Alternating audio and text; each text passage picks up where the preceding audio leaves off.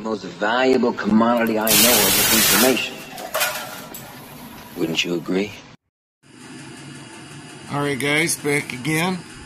About to go on a rip and go to our track in the woods. I don't know if you'll be able to hear me on the video because this isn't the best camera, but just show you my bikes real quick. It's a 1500 watt hub motor, 48 volt battery, just a home built job. It's got about 2,000 miles on it now. It's a lot of fun. Top speed is 32 miles an hour. And then here's my son's bike. It's a Mongoose 24 volt 480 watt. I just got the old mechanical motor on it, but it's fun. My son loves it. Getting pretty good at riding it. And so we'll go out to the track and rip around, have a good time. We do it all the time. I still need to clean it up, but I won't be able to do that until next year. I'll scrape all the cracks and clean up, cut all the branches down. And I clean it up, and then I ride all my different stuff, some dirt bikes and different like gas powered bikes, and even taking that over there on it. But yeah, let's get back to the other project. You probably, or maybe you haven't, but this is a Chinese diesel heater. That's the clicking sound you hear in the back.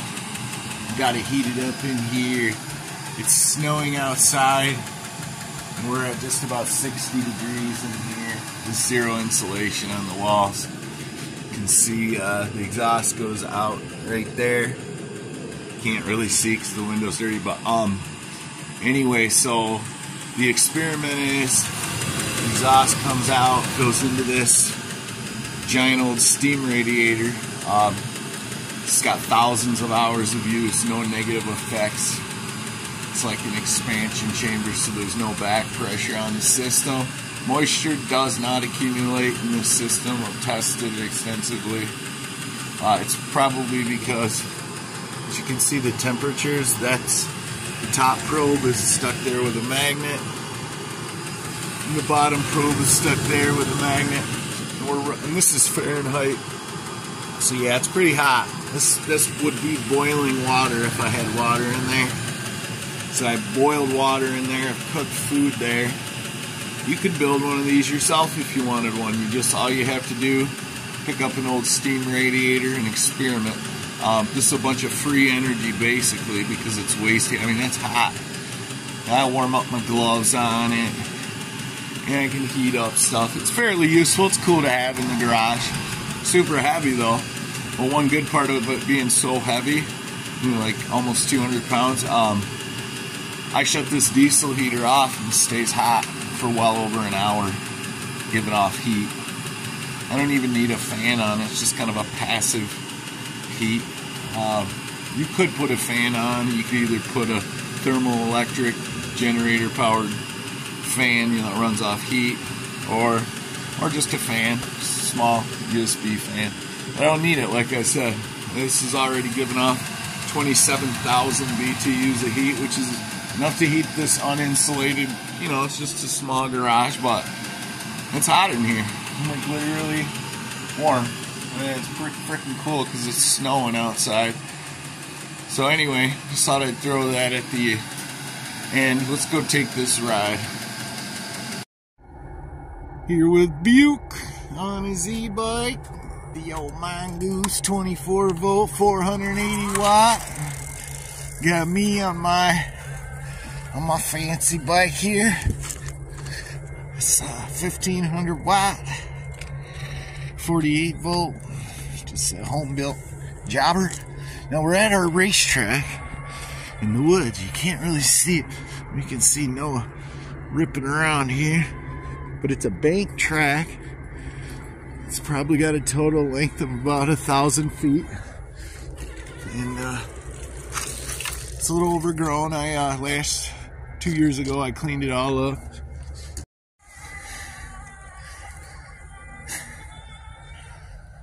So it's about 1,000 feet.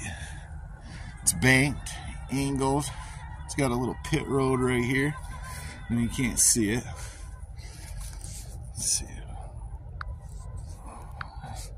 Yeah, there's not much light, but here comes Buke.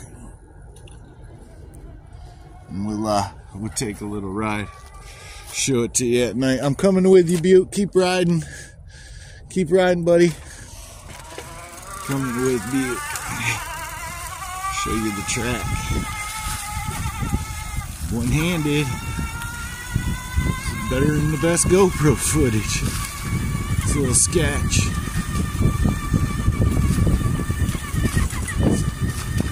Baseball field over there.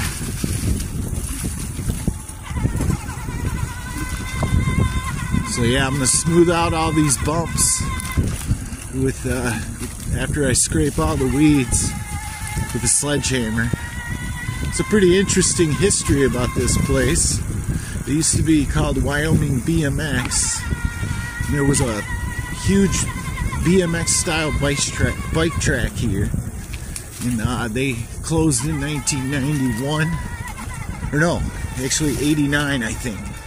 It was closed and bought by the city, taken over by this Marquette Park.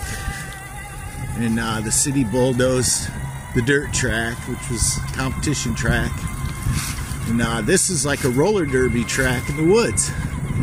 At least I think that's what it was. I don't know, but there used to be a big tower. It was made out of wood that was like 3 stories tall. And it overlooked this thing. And there was none of these trees in the middle here. But all that burned down. So that was probably about 15 years ago that burned down. I've been taking my son out here forever. Just a couple years ago I decided I'll clean this track up. It was way less bumpy. I shouldn't have let it overgrow so much, but we'll get her cleaned up and smoothed out once again. This is just too cool. I've ridden all manner of dirt bikes, snowmobiles, quads. A buddy of mine drove his truck on here drunk one night. Not a great buddy. He's kind of an idiot, but yeah, so yeah, it's a cool little track. One time I came out here, about 10 of my friends showed up with like mini bikes and stuff, and I hadn't seen them in forever. So they picked me up because they know I got all manner of contraptions. And I hopped on my Motor Hispania RX50, and we ripped out here. We had a freaking blast. Oh, let me take you down pit road a minute. Show you pit road a second. But yeah, we all came out here, about 10 of us. We were racing around this thing. My Motor Hispania RX50 is a 50cc 9/10 scale moped, or it looks like a motorcycle. It is a motorcycle. It weighs like 270 pounds. I fit on it. I'm 6'3", 250, so yeah, I fit right on it. And here goes pit road. Whoa! And I ripped around. We rode all around town. That was a great night. One of the best. Anyway, what's that, bud? My battery's down. Oh, we ripped around too many laps.